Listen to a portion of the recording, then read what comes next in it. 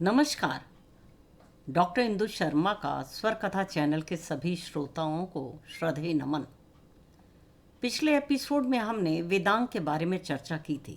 श्रोताओं, प्रत्येक वेद के 4 भाग होते हैं: संहिता, ब्राह्मण, आरण्यक तथा उपनिषद। हमने अब तक ये जान लिया कि 4 वेद अर्थात ऋग्वेद, यजुर्वेद, सामवेद और अथर्ववेद हैं। यह श्रुति का भाग है जिसका प्रकट होना माना जाता है। स्मृति के नाम से जाने वाला दूसरा भाग उपवेद और वेदांग जो कंठस्थ साहित्य को दर्शाता है। प्रत्येक वेद का एक उपवेद होता है जो क्रमशः है आयुर्वेद, धनुर्वेद, गंधर्व वेद और शिल्प वेद है। शिक्षा, छंद, व्याकरण, निरुक्त, ज्योतिष और कल्प नामक ये 6 वेदांग हैं। आने वाले दिनों में हम चर्चा करेंगे संहिता, ब्राह्मण, आरण्यक और उपनिषदों पर। आइए सर्वप्रथम चर्चा आरंभ करते हैं संहिता से। संहिता का क्या अर्थ है? संहिता एक संस्कृत शब्द है जो उपसर्ग, संयम, एक साथ और हिता, हित से बना है, जो मौखिक धातु धा पुट का पूर्व कृदंत है।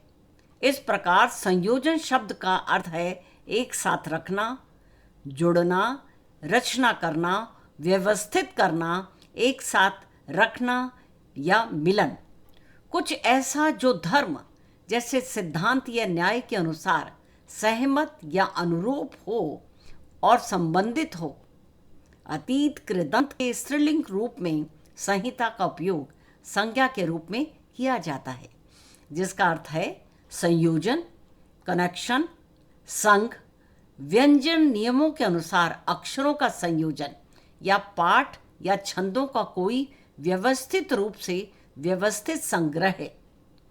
वैदिक संहिताओं के भाग हिंदू परंपरा का सबसे पुराना जीवित भाग है। इसमें मंत्र, भजन, प्रार्थनाएं और आशीर्वाद शामिल हैं। हिंदुओं का मानना है कि वेद ग्रंथ विद्वानों द्वारा सीधे भगवान से प्राप्त किए गए थे और फिर उन्हें हजारों वर्षों तक मौखिक रूप से प्रसारित किया गया था।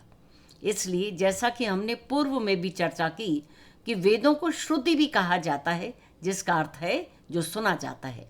सबसे सामान्य संदर्भ में एक संहिता पाठ या छंदों के किसी भी व्यवस्थित संग्रह को संदर्भित कर सकती है।